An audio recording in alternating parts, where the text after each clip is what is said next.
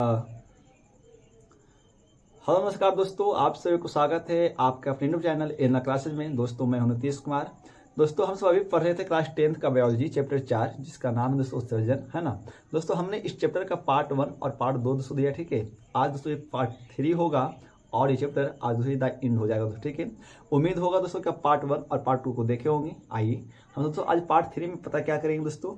हम सब जो उत्सर्जी अंग जो मनुष्य में पढ़ रहे हैं, ठीक है दोस्तों। तो हम सब पिछले बार में मनुष्य में उत्सर्जी अंग वृक्क तक दोस्तों ने देखा था कि वृक्क के क्या कार्य हैं, ठीक है। और वृक्क का आकार क्या होता है, वृक्क का साइज क्या होता है, ठीक है।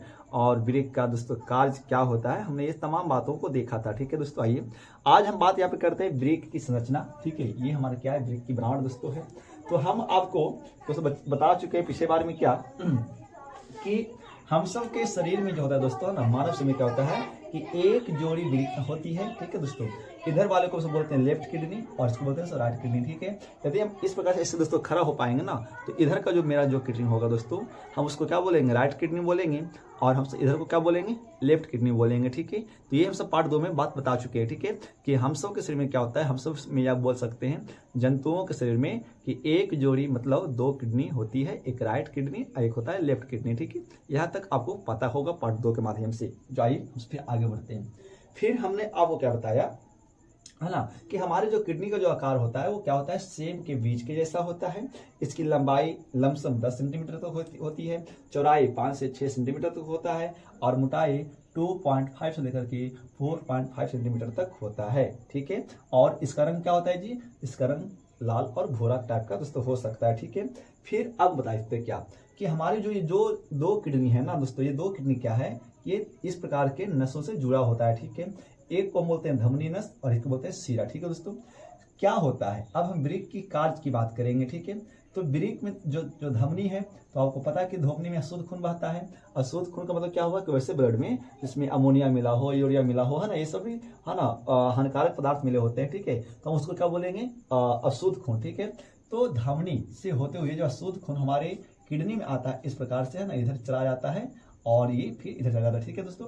तो इधर आने के बाद क्या होती है कि हमारी किडनी के अंदर ना इस प्रकार की संरचनाएं पाया जाता है, ठीक है ना। इस प्रकार का क्या होता है, संरचना पाया जाता है। हम जिसको बोलते हैं क्या, है ना, जिसे बोलते हैं शंकु पिरामिड, ठीक है। हमारे किडनी के अंदर जब धमनी से होते हुए अशुद्ध खून हमारे किडनी के अंदर आता है, तो हमारे किडनी के अंदर इस प्रकार से एक संरचना पाया जाता है, हम जिसे शंकु पिरामिड कहते हैं। और लमसम एक वृक्क में, है ना, इसकी संख्या जो होती है लमसम 15 से 16 होता है, ठीक है। तो 15 से 16 इधर, 15 से 16 दोस्तों इधर, ठीक है। तो दोनों किडनी में इस प्रकार से ये ना शंकु पिरामिड जैसी संरचनाएं होती है।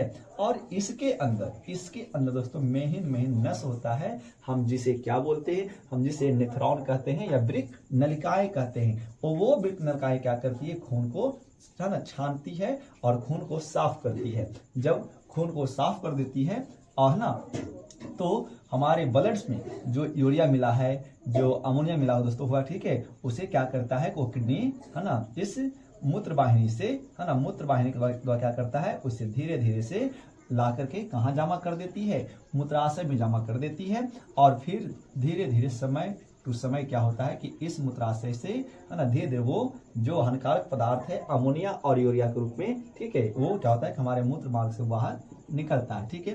तो इस प्रकार से हमारे शरीर में जो एक वृक्क होती है उसके अंदर, है ना, इस प्रकार से शंकु पिरामिड जैसी आकृति होती है, जिसकी संख्या 15 से 16 होता है। और इस, है ना, शंकु पिरामिड के अंदर जो मेन जो संरचनाएं पाया जाता है, हम जिसे वृक्क नलिकाएं कहते हैं, वो खून को साफ करने का काम करता है दोस्तों, ठीक है। यदि हम एक वृक्क के अंदर, है ना, नेफ्रॉन की बात करेंगे या वृक्क नलिकाएं की दोस्तों बात करेंगे, ठीक है। तो एक वृक्क के अंदर जो नेफ्रॉनों की संख्या होती है वो कितना होता है, 10 से 12 लाख के बीच में होता है। कितना होता है, याद रखोगे, 10 से 12 लाख के बीच में होता है। यदि दोस्तों कहीं 10 रहेगा तो 12 नहीं रहेगा, और कहीं 12 रहेगा तो कहीं दोस्तों 10 नहीं रहेगा। तो लमसम से क्या मान के चलते हैं कि एक वृक्क के अंदर, है ना, जो नेफ्रॉन की जो संख्याएं होती है, जो वृक्क की दोस्तों जो संख्या होती है वो कितना होता है, वो 10 से 12 लाख होता है, ठीक है। जब हानिकारक पदार्थ, है ना, इस प्रकार से मूत्र वाहिनी से होते हुए जब हमारे मूत्राशय में आ जाता है दोस्तों, है ना, तो फिर क्या होता है, शुद्ध खून, है ना, से ये शुद्ध खून फिर क्या होता है, किडनी से होते हुए है ना वापस है ना जो सीरा होता है, उस सीरा में जो शुद्ध खून बह रहा है, उस शुद्ध खून का होता है पूरे बॉडी में परिवहन की क्रिया करता है। अच्छा जी, एक बात और आप याद रखोगे क्या कि मूत्राशय में जो है ना जो दोस्तों जो मूत्राशय की आकृति होती है वो क्या होता है, नसपाती की जैसा होता है। ठीक है, तो मुख्य रूप से आपको ये समझना है कि वृक्क की बनावट दोस्तों इस प्रकार से होती है। और हाँ, एक बात और बताएं तो वृक्क जो हमारा जो लेफ्ट किडनी दोस्तों और जो राइट किडनी है क्या है ना, वो क्या होता है कि लेफ्ट किडनी राइट किडनी की अपेक्षा ना थोड़ा सा नीचे होता है और ये थोड़ा सा ऊपर होता है। पता है क्यों ऐसा होता है? सॉरी, जो लेफ्ट किडनी दोस्तों ये थोड़ा सा ऊपर होता है और जो राइट किडनी है वो थोड़ा सा नीचे होता है। इसका जो मुख्य कारण दोस्तों क्या है कि हमारे राइट किडनी के बगल में ना ये यकृत दोस्तों ये लीवर होता है ना, तो इसके दबाव की वजह से क्या होता है कि राइट किडनी थोड़ा सा हल्का सा लेफ्ट किडनी की अपेक्षा थोड़ा सा दोस्तों नीचे में रहता है। ठीक है, और दोनों की साइज की बात करें दोस्तों तो दोनों की साइज में 1 से 2 सेंटीमीटर तक थोड़ा सा फर्क रहता है। ठीक है, तो इस प्रकार से हमारे शरीर में वृक्क व्यवस्थित होता है जो सीधे है ना रक्त साफ करने का ये काम करता है। याद रखोगे किडनी का मुख्य काम क्या है दोस्तों, तो यह रक्त साफ करना, मतलब रक्त से अशुद्धि पदार्थ को हटाने का काम करता है। ठीक है, चलिए अब वृक्क के अंदर जो शंकु पिरामिड होती है और उसके अंदर जो दोस्तों नेफ्रॉन होता है ना, हम जिसे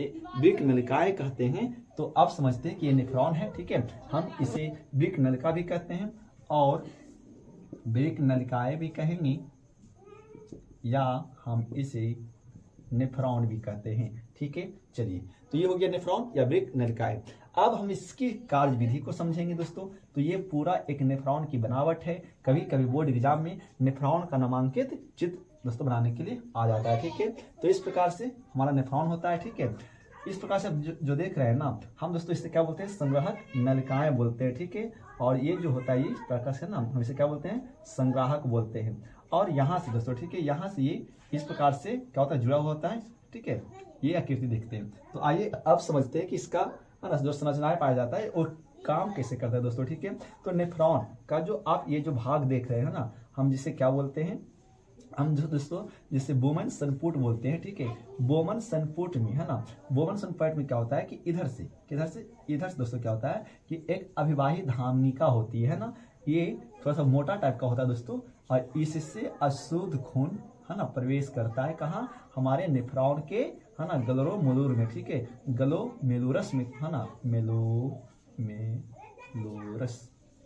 ग्लोमेरुलस ठीक है में प्रवेश करता है। इधर से अशुद्ध खून दोस्तों बहता है और यहाँ पर आकर के ना, यहाँ पे क्या होता है, इस प्रकार से जो कुलिट नुमा जो देख रहे हैं, ठीक है, इसे हम क्या कहते हैं, ग्लोमेरुलस कहते हैं। और ये यहीं पर क्या होता है कि अशुद्ध खून से है ना अमोनिया हो, यूरिया हो दोस्तों, वो छन करके बाहर हो जाता है। और छन करके बाहर होने के बाद इससे है ना इधर का जो नली होता है थोड़ा सा पतला होता है, हम जिसे अपवाही धामनिका कहते हैं, और इससे शुद्ध खून दोस्तों प्रवाहित होना शुरू हो जाता है। ठीक है, तो जो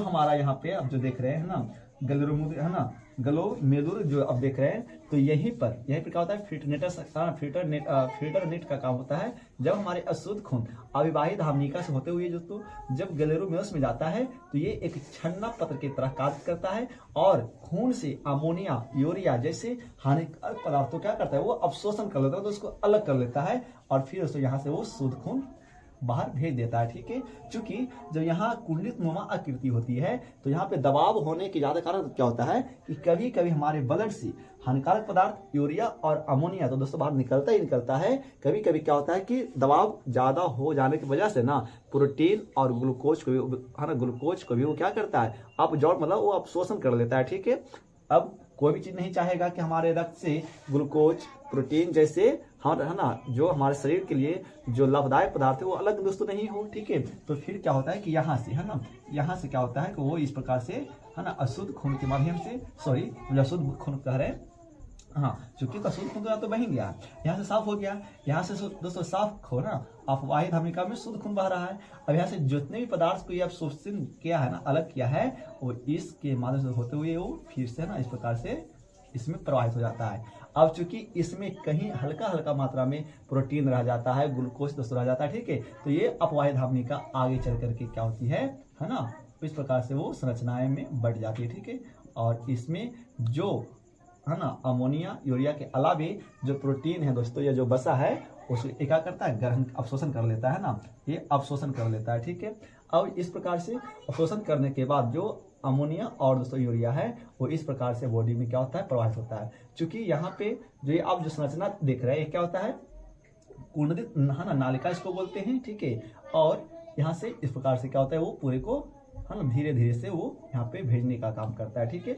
जब वो दोस्तों भेजने का काम करता है तो इस प्रकार से नीचे है ना एक यू आकार की संरचनाएं होती है, हम जिसे इधर वाले को बोलते हैं हेनले का अवरोही चाप और दोस्तों इसको बोलते हैं हेनले का आरोही चाप, है ना। ये यहाँ से अमोनिया और यूरिया है ना जल के सहारे जो प्रवहन जो हो रहा है दोस्तों, ठीक है, इस प्रकार से है ना, और यहाँ पे ये होते हुए ठीक है कहा जाता है, वो संग्राहक नलिका में आता है और संग्राहक नलिका में आकर के दोस्तों ये जमा रहता है। ठीक है, जब ये संग्राहक नलिका में आकर जब जमा रहता है तो टाइम टू टाइम क्या होता है कि ये है ना नीचे आकर के दोस्तों कहाँ पर ये नीचे आकर के मूत्र वाहिनी से ये जुड़ जाता है और इससे अमोनिया यूरिया जैसे हानिकारक पदार्थ जल के माध्यम से क्या होता है, उससे फिर वो मूत्राशय में दोस्तों आ जाता है। ठीक है, और फिर वो शरीर के बाहर से निकलता है। तो इस प्रकार से आपने समझा क्या कि नेफ्रॉन का दोस्तों नेफ्रॉन का कार्य किस प्रकार से होता है और नेफ्रॉन किस प्रकार से हमारे ब्लड को साफ करता है। ठीक है, तो आप तमाम बातों को समझे होंगे, उम्मीद दोस्तों होगा कि आप इस बात को समझ में आपको आया होगा। ठीक है, जब हम नेफ्रॉन की क्रिया की बात करेंगे है ना, ये तुम समझे। ठीक है, अब समझेंगे दोस्तों कि नेफ्रॉन कितना प्रक्रियाओं से खून को बाहर करता है, या फिर हम इसे बोल सकते हैं कि नेफ्रॉन किस प्रकार से हमारे शरीर में मूत्र की बनावट होता है। ठीक है, नेफ्रॉन जिससे माध्यम से मूत्र बनता है, क्योंकि मूत्र बनने का प्रक्रिया क्या है कि हमारे ब्लड से जो अशुद्धि पदार्थ है यूरिया और अमोनिया जैसे वही तो बाहर निकलता है ना, हम उसी को क्या बोल देते हैं, मूत्र बोल देते हैं। जो जल के सहारे वो क्या होता है, बाहर निकलने का कार्य करता है। तो आइए अब हम इस बात को समझते हैं। ठीक है, कि हमारे शरीर में जब नेफ्रॉन रक्त को साफ कर रहा होता है तो उस समय ही हमारे शरीर में मूत्र की बनावट होती है ना, मतलब मूत्र बनता है। क्योंकि मूत्र नहीं बनेगा तो क्या होगा कि यूरिया अमोनिया जैसे हानिकारक पदार्थ उस शरीर से बाहर नहीं निकलेगा, है ना। तो आप क्या पढ़ेंगे, नेफ्रॉन की क्रिया, नेफ्रॉन की क्रिया को पढ़ेंगे, या हम बोलेंगे मूत्र बनावट, है ना, मूत्र की बनावट, दोनों एक ही बात होगा दोस्तों। नेफ्रॉन की क्रिया को समझेंगे या मूत्र की बनावट को समझेंगे, है ना। तो नेफ्रॉन जो काम करता है दोस्तों वो 3 चरणों में काम करता है। कौन कौन, वो 3 चरणों में काम करता है। पहला क्या है, ग्लोमेरुलर में रूलर, है ना। फिल्टरेशन का काम करता है, फिल्ट्रेशन का काम करता है। जब फिल्ट्रेशन का काम हो जाएगा तो जब फिर क्या होगा, वो ट्यूबुलर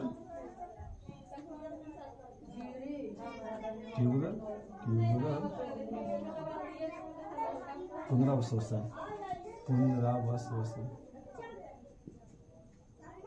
है ना। और फिर क्या होता है, फिर होता है ट्यूब अस्त्रावन, है ना। इस प्रकार से अस्त्रावन का काम होता है। ठीक है दोस्तों, इस प्रकार से क्या होता है कि हमारा ये जो नेफ्रॉन है ना, मूत्र की बनावट या खून की सफाई दोस्तों ये 3 चरणों में पूरा करता है। कौन कौन, ग्लोमेरुलर फिल्ट्रेशन का काम करता है। यहाँ पे जो अशुद्ध खून से जो अमोनिया और ये सही जो पदार्थ दोस्तों जो अवशोषण कर रहा है ना उसको से अलग कर रहा है, तो इसको बोलते हैं क्या, ग्लोमेरुलर फिल्ट्रेशन। ठीक है, अब चूंकि इसमें तो हल्का मात्रा में प्रोटीन भी है, ग्लूकोज भी है ना, जब ये यहाँ आता है तो यहाँ से ऊपर जो दोस्तों ये अपवाहित धामनिका है ना, फिर से क्या करता है, उसको क्या करता है, उसको ग्रहण करता है। तो उसको क्या बोलते हैं, ट्यूबुलर पुनरावशोषण। ठीक है, और जब उससे जब वो पूरा निकाल लेता है और जब सीधे केवल पानी के रूप में, है ना, यूरिया और अमोनिया घुला होता है और वो इस प्रकार से पूरे नेफ्रॉन के द्वारा प्रवाहित होता है, तो इसको क्या बोलते हैं, ट्यूबुलर स्त्रावन की क्रिया बोलते हैं। ठीक है, इस प्रकार से यहाँ पे काम हमारा नेफ्रॉन करता है। दूसरी बात करेंगे दोस्तों, यदि हम मूत्र की बनावट की बात करेंगे, है ना, यदि हम मूत्र की बनावट की बात करेंगे तो सर मूत्र में क्या क्या होता है। यदि हम मूत्र की बनावट की बात करेंगे मेरे मित्र, है ना, तो मूत्र की बनावट की बात करेंगे तो आपको पता होना चाहिए। ठीक है दोस्तों, कि हमारे मूत्र में ना मुख्य रूप से जल होता है दोस्तों, यूरिया होता है, और ठीक है दोस्तों NaCl दोस्तों जो सोडियम क्लोराइड जो नमक बोलते हैं दोस्तों, ये हमारे शरीर में लवण के रूप में रहता है। ठीक है, यानी हमारे मूत्र में मुख्य रूप से 3 चीज होता है। कौन कौन?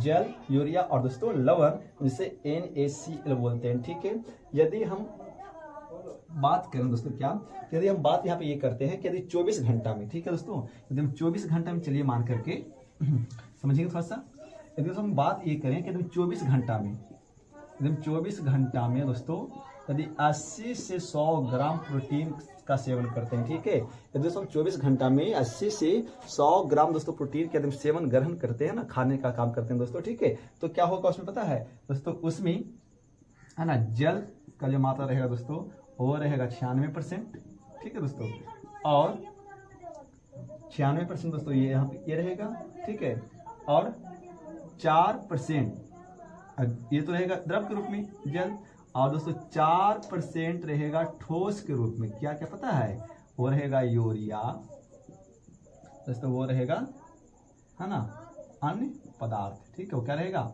अन्य पदार्थ। और दोस्तों हमारे मूत्र में 2% यूरिया रहेगा और 2% दोस्तों अन्य पदार्थ रहेगा। तो यदि हम 24 घंटा में 80 से 100 ग्राम दोस्तों प्रोटीन का सेवन करते हैं तो हमारे मूत्र में है ना 96% जल होगा और 4% जो ठोस पदार्थ के रूप में रहेगा दोस्तों वो रहेगा यूरिया और वो रहेगा अन्य पदार्थ। ठीक है, इस प्रकार से हमारे मूत्र की बनावट दोस्तों होता है। ठीक है, और जब इस प्रकार से होता है, ठीक है, और एक बात और है क्या कि पता है यदि हमारे 100 ग्राम खून हम बात करें है ना, दोस्तों हम 100 ml की बात करते हैं, तो 100 मिलीलीटर की खून की बात करते हैं है ना दोस्तों करते हैं, तो 100 मिलीलीटर रक्त में पता है 30 मिलीलीटर क्या होता है? यूरिया होता है, याद रखोगे है ना। 100 मिलीलीटर रक्त में दोस्तों 30 मिलीलीटर यूरिया होता है। जब सोचिए कि यदि इतना, और हमारे में कितना रक्त होता है जी? 5 से दोस्तों 6 लीटर रक्त होता है, उसमें यदि ये यूरिया मिला रहे दोस्तों और हमारे नेफ्रॉन है ना उस अन्य पदार्थों को बाहर करने का काम नहीं करेगा तो क्या होंगे? हमसे यहाँ पे दोस्तों डेथ कर सकते हैं, हमसे यहाँ पे दोस्तों मर सकते हैं। ठीक है, तो इस प्रकार से नेफ्रॉन हमारे शरीर में क्या करता है? काम करता है और हमारे रक्त को साफ करने का दोस्तों काम करता है। ठीक है, तो इस प्रकार से यहाँ पे होता है। और एक बात दोस्तों और याद रखोगे कि हमारा दोस्तों जो मूत्र का जो रंग पीला होता है ना दोस्तों, मूत्र का जो रंग पीला होता है पता है, हमारे मूत्र में एक पीला पदार्थ का है ना एक पदार्थ दोस्तों पीला होता है, हम जिसे बोलते हैं यूरिक्रोम। क्या बोलते हैं दोस्तों? यूरिक्रोम है ना। और इस यूरिक्रोम की वजह से दोस्तों हमारा क्या होता है? मूत्र का रंग पीला होता है। ठीक है, हमारे इसी यूरिक्रोम की वजह से क्या होता है? मूत्र का दोस्तों रंग पीला होता है दोस्तों। तो ये था हमारा वृक्क, और दोस्तों इसके बाद था दोस्तों ये नेफ्रॉन का बनावट और नेफ्रॉन की क्रियाविधि। ठीक है, इसमें दोस्तों एक और टॉपिक क्या है थोड़ा सा देख लेते हैं दोस्तों। आप इसका एक स्क्रीनशॉट लीजिए, हम आगे को बढ़ते हैं। इसमें एक टॉपिक और क्या था बन जाता है, इसमें एक टॉपिक और क्या पता है? एक टॉपिक है हेमोडायलिसिस। आप सुने होंगे हेमोडायलिसिस। ठीक है दोस्तों, क्या है? हेमोडायलिसिस। आपको पता है कि है ना ईश्वर ने हमारे शरीर में रक्त को साफ करने के लिए क्या दिया? किडनी दिया दोस्तों। और किडनी के अंदर क्या होता है? वो नेफ्रॉन होता है जो हमारे रक्त को साफ करने का काम करता है। जब दोस्तों यहीं पर है ना, यही जो वोमन सनपुट जो होता है ना, यही कभी कभी क्या होता है तो ये खराब हो जाता है, काम नहीं कर पाता है, जिसके वजह से नेफ्रॉन कभी कभी ना ठीक से काम नहीं करता है और वो खून को साफ नहीं कर पाता है दोस्तों। ठीक है, तो जब खून को साफ नहीं करेगा हमारा किडनी फिल्ट्रेशन का काम दोस्तों नहीं करेगा तो क्या होगा? हमारे रक्त में अशुद्धि पदार्थ मिले रहेंगी और वो दिन प्रतिदिन अशुद्धि पदार्थ के रूप दोस्तों इतना वो मात्रा उसका बढ़ जाएगा कि हम सब क्या होंगे तो मर सकते हैं ना। तो उसी के जैसा बिल्कुल दोस्तों किडनी के जैसा ही काम करने के लिए क्या किया है आज के वैज्ञानिकों ने दोस्तों? एक मशीन का निर्माण किया है ना जो बिल्कुल किडनी की तरह ही कार्य करेगा और दोस्तों वो खून से हानिकारक पदार्थों को वो साफ है ना बाहर करके हमारे रक्त को वो साफ करेगा दोस्तों। ठीक है, चूंकि यह मशीन मनुष्य ने बनाया होता है तो हमसे इस मशीन को दोस्तों क्या कहते हैं? हेमोडायलिसिस कह देते हैं ना। तो जब कृत्रिम मशीनों के द्वारा रक्त की सफाई दोस्तों होती है तो इस प्रक्रिया को क्या कहते हैं? हेमोडायलिसिस कहते हैं दोस्तों। ठीक है, उम्मीद होगा कि आप दोस्तों हेमोडायलिसिस की प्रक्रिया को भी समझे होंगे। तो दोस्तों ये था आपका चैप्टर उत्सर्जन जो आज समाप्त होता है दोस्तों। ठीक है, तो दोस्तों उम्मीद है कि अब आपसे जब उत्सर्जन दोस्तों जितने सवाल पूछे जाएंगे बोर्ड एग्जाम में तो दोस्तों उम्मीद है कि आप इसको बता पाएंगे और दोस्तों समझा पाएंगे। ठीक है, तो दोस्तों आशा करते हैं कि इस चीज आपको मजा आया होगा दोस्तों। आप इसी प्रकार से दोस्तों बायो का और चैप्टर पढ़ने के लिए दोस्तों और एग्जाम दोस्तों 25 में अच्छे से पास करने के लिए आप दोस्तों मेरे चैनल को सब्सक्राइब कर सकते हैं दोस्तों, है ना। और चैनल पर नए तो बेल आइकन को प्रेस करके दोस्तों लाइक कर सकते हो। चलिए तो मिलते हैं इसी प्रकार से अगले वीडियो में दोस्तों, तब तक के लिए नमस्कार। Thanks watching and our classes के साथ दोस्तों। जय हिंद दोस्तों, वंदे मातरम।